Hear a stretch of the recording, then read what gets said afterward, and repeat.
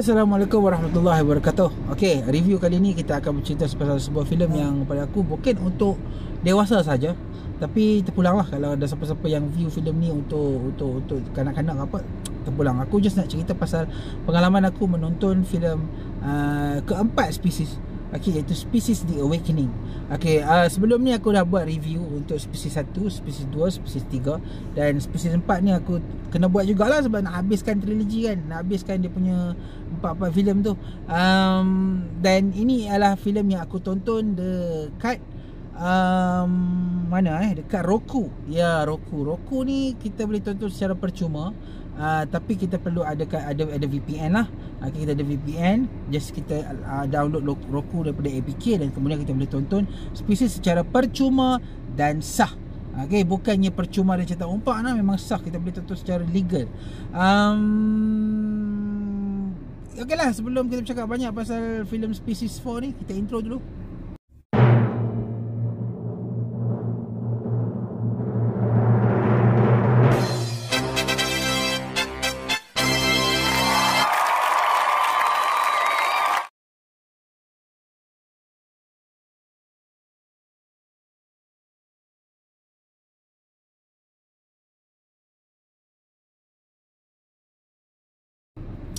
Okey, spesies 4 ni, kalau siapa yang tanya adakah ianya berkesinambungan dari spesies 1, spesies 2 dan spesies 3, jawapannya tak.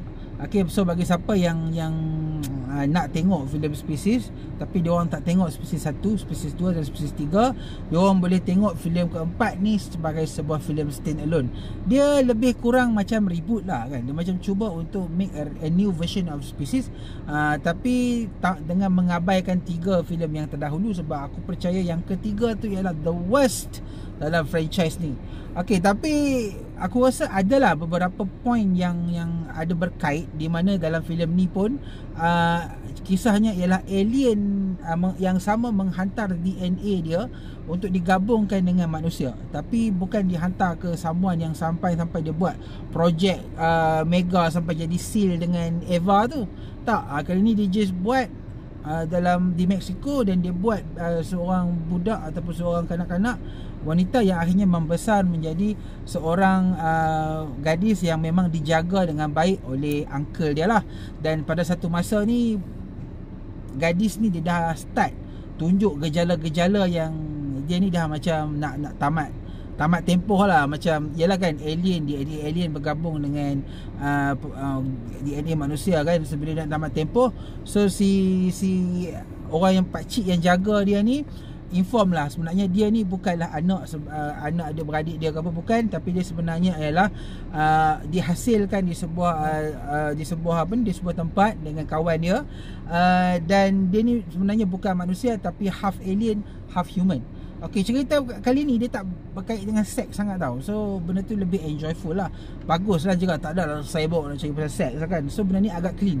So cerita dia berkenaan dengan pengembaraan si penjaga dia, pakcik dia ni, dengan perempuan tadi ni, gadis tadi ni, travel ke Mexico untuk cari kawan dia yang memang pakar gila lah dalam menggabungkan DNA alien dan DNA manusia ni. So dia ni cuba nak repair balik perempuan ni supaya jadi makin elok lah, makin baik. Tapi what happen next is, iyalah kan, something yang kita cuba melanggar kuasa Tuhan ni, dia akan jadi lain sikit lah. So cerita kali ni macam aku cakap tadi, dia tak fokus kepada elemen seks macam spesies 1, spesies 2, spesies 3 pun dah start kurang kan. Yang spesies 4 pun memang tak. Dia fokus dia lebih kepada hubungan seorang pakcik yang ibarat bapak dan seorang gadis yang ada DNA alien dan juga DNA manusia yang ibarat anak. Hubungan dia memang cantik, dan filem ni memang tak ada sexual things yang berat lah. Maksudnya ada lah beberapa scene yang skin show, especially dekat nak hujung tu, tapi benda tu macam tak ada isi sangat pun. Dia just macam sekadar bercerita macam tu sahaja. Dia tidak ada scene yang 100% fokus kepada skin show yang selalu kita tengok dalam spesies 1 dan spesies 2. Dan aku lebih katakan yang spesies 4 ni lebih clean dan fokus dia lebih terarah kepada penceritaan.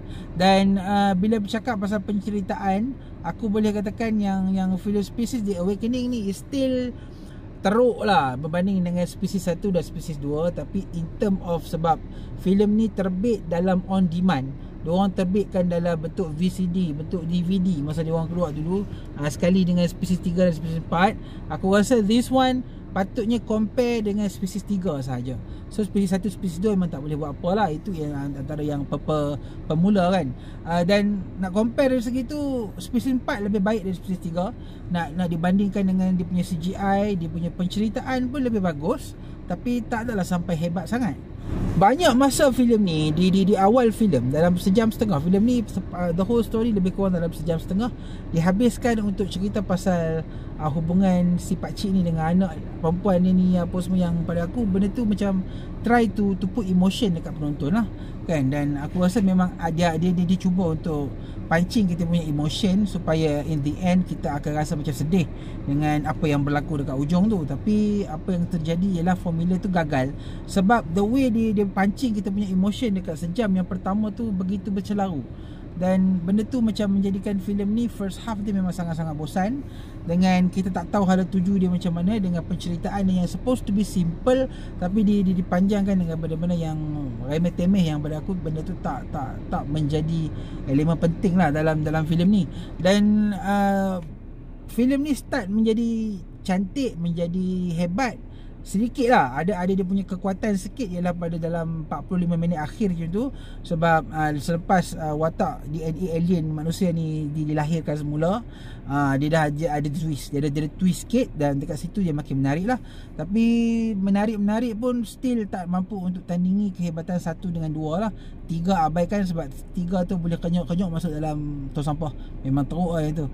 Dan dari segi CGI dalam filem ni, aku rasa filem ni better sikit. Dan lagipun dia punya tempoh tahun pun makin jauh kan dari spesies 1 dan spesies 2. Dan aku rasa CGI dalam filem ni ada kekuatan sikit, walaupun dia punya penceritaan tu memang agak-agak lemah sikit.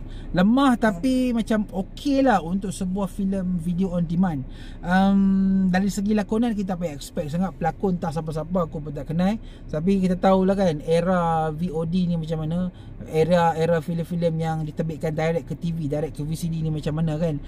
So kita boleh harap siapa yang nak tengok filem ni, just tengok for the sake of macam nak fulfill the whole quadrilogy lah, the whole franchise kan. Sebab ini adalah filem terakhir, dan aku rasa selepas tu dah tak ada dah filem spesies. Dan aku rasa orang sekarang pun dah tak tengok pun kot kalau kata siapa yang buat lagi filem spesies, sebab benda tu macam fokus dia tentang sexual things kan. So kalau sampai 4, 5, 6 filem untuk cerita pasal benda tu sama, aku bosan lah kan. So aku rasa aku bagi filem ni 1 bintang setengah lah.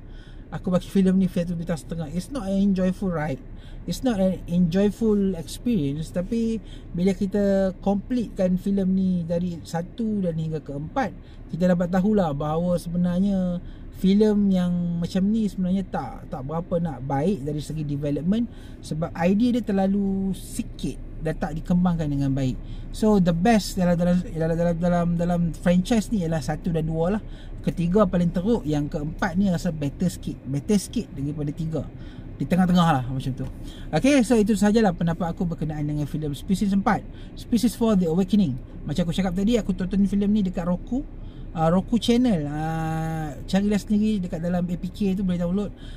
Dan kemudiannya boleh tonton menggunakan VPN secara percuma. Nah, okay, so kita jumpa lagi di filem pula dah, di review akan datang. Assalamualaikum.